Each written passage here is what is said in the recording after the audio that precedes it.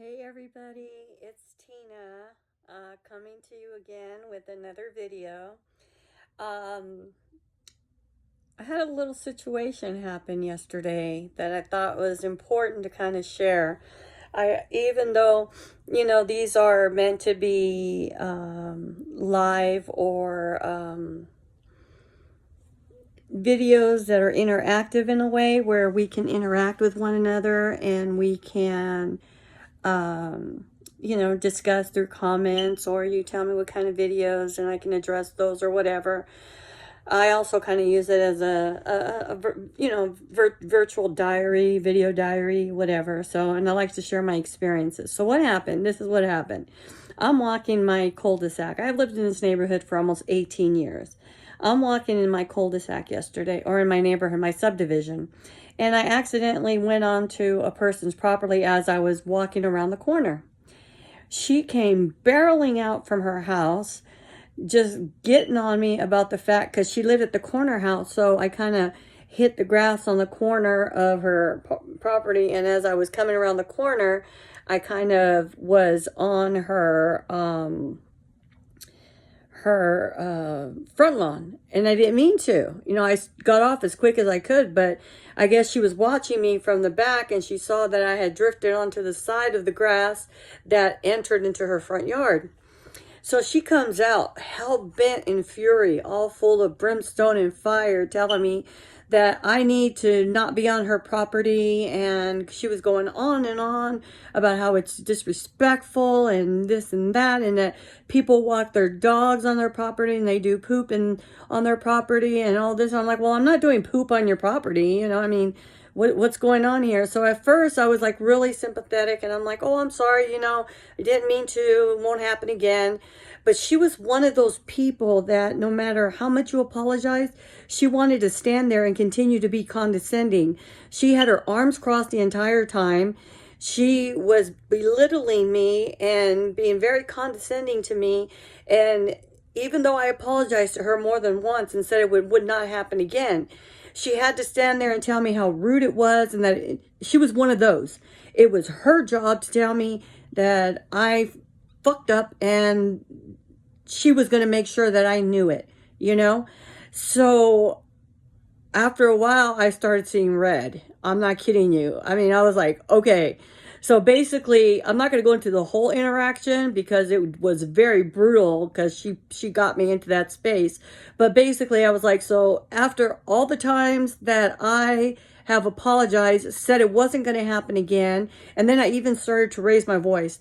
I said, and I was shaking my hands, and I was just, this California girl was coming out of me, man. I was just like, not to say all California girls are like this, but where I grew up, yes, me and my family were like this. So what happened was, I told her, I said, so no matter how much I apologize to you, no matter how many times I said, I'm sorry, I'm not going to do it again, you want to keep going on, right? Am I understanding you? You want to keep going on. You want to keep going on with this. You want to keep telling me stuff. You want to, I didn't, I said shit, but I said, you want to keep on going? Then let's keep going. Come on, let's go. Let's go. And she's like, lower your voice. My husband's sleeping. I'm saying, hey, you're the one that approached me. So my point with that whole story is it was not a positive interaction at all. And I could have caught a case in a minute. But what I'm trying to say, and she knew it because she backed off, and she even threatened to call the police. And I told her, call them. I've been volunteering with the police department for so many years. I'll probably know the officer who comes out, and I ain't done nothing wrong anyway. So, do what you got to do. And of course she never did call the police, but although I was expecting them to show up at my door at any minute, I was waiting, I was hoping they'd come to my door actually, because she was being absolutely ridiculous. I mean, she had to insult me. She could not just accept my apology and the fact that I had owned up to a mistake of stepping on her property and that it would not happen again. She was basically letting out on me everything, all the frustration she had about everybody who was ever walking their dogs on her property or walking on her property, since she has the corner lot, so she has that side grass also. And so basically she was unleashing on me, and I basically let her know that I'm not the one. Don't even go there.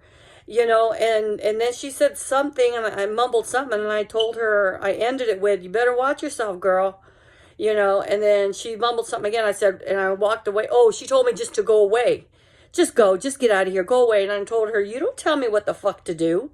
You know, I mean, that's how bad it got. And my voice was raised and I was seeing red because at first I tried to handle it civilized. I tried to be polite and apologize and say, I'm sorry, it won't ever happen again. But no, she had to make an example out of me. She had to make a spectacle out of me. I've lived here longer than she has. I know more of these neighbors than she does. And I know for a fact that there are about 1,000,002 of our neighbors in this subdivision that walk their dogs and step on her property and do whatever. But because she doesn't catch them, she was taking it out on me. So my point with this was not just to share my frustrations and to vent about it, even though I already called my sister and vented to her about it, but I was ready to catch a case over this girl, because that's what she was acting like, a little girl. But just to be careful who you approach, because you never know. You know, and be careful how you tailor your approach to the person, because you never know how that person is going to respond to you. I mean, they could be somebody very dangerous, very evil, somebody who could shoot you down. You don't know if they're packing. You don't know if they're carrying.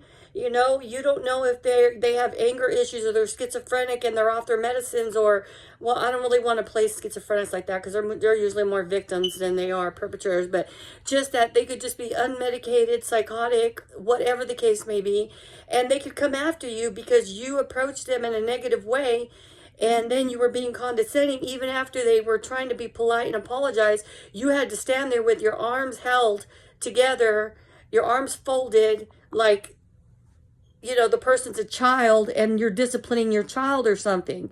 No, you can't do that to other adults and don't think there's going to be consequences. So that's my point, is that to be careful what you say and how you approach someone, not just with your actions, but with your words, because both of them could be deadly for you, you know? So I wanted to share that story just to let you know that that's a possibility, not really necessarily from me, but I've learned that a long time ago, just growing up how I grew up, and just the years of wisdom that I've gained, is that, you know, you have to be careful who you're talking to. You never know who you're dealing with. Don't let appearances fool you, you know, and don't be condescending. If somebody apologizes, owns up to a mistake, and, you know, don't keep belittling them and making them feel like crap, because all you're doing is adding fuel to the fire. You're escalating a situation that does not need to be escalated, and it could end up very bad. I mean, a lot of domestic case issues happen this way. A lot of neighbor issues happen this way, where, you know, neighbors are fighting, or and they end up killing each other, or whatever the case may be. And like I said, I have been here for over almost 18 years, over 17 and a half years, and I have never had a problem with any of my neighbors in any portion of this subdivision, especially in the cul-de-sac I live in. I mean, we've had our disagreements here and there, but it never got to the point to what happened yesterday. Never. And that was because she kept egging it on. Now, I'm taking responsibility for my part. You know, I had to pray on it and everything. You know, I needed some Jesus in me because I was ready to seriously catch a case here. You know, but she needed to take her ownership of her approach as well, and the way she was behaving and how she just wouldn't let up. She just kept going and going and going. And it wasn't until I told her basically to you know, piss off, that she shut up, and I just walked away, and she, you know, and told her, don't you tell me what to do ever again. Don't talk to me like that ever again. And I look forward to seeing you again. And of course I was being sarcastic, you know, but basically I told her she just needed to watch herself. And then she said something, mumbled something, and I think it was like, is that a threat or something? And I said, you just need to watch yourself, girl. And I'm yelling this to her as I'm walking away. And then the conversation ended. And then I drove by her house a couple times, and I looked her way just to see if she was there, because I wanted to see if she would react with me differently or what she would do. And she wasn't out there. So I'm not trying to fuel the fire any more than already has been, but I know I'm going to run into her again. So I was like, you know, do the neighborly thing, do the humanitarian thing, do the right thing, man. You know, if somebody owns up and apologizes, accept it, and don't make them continue to grovel, because all that's going to do is piss people off, and you don't know who you're dealing with and what the consequences could be, okay? So that's what I wanted to share. So thank you for watching.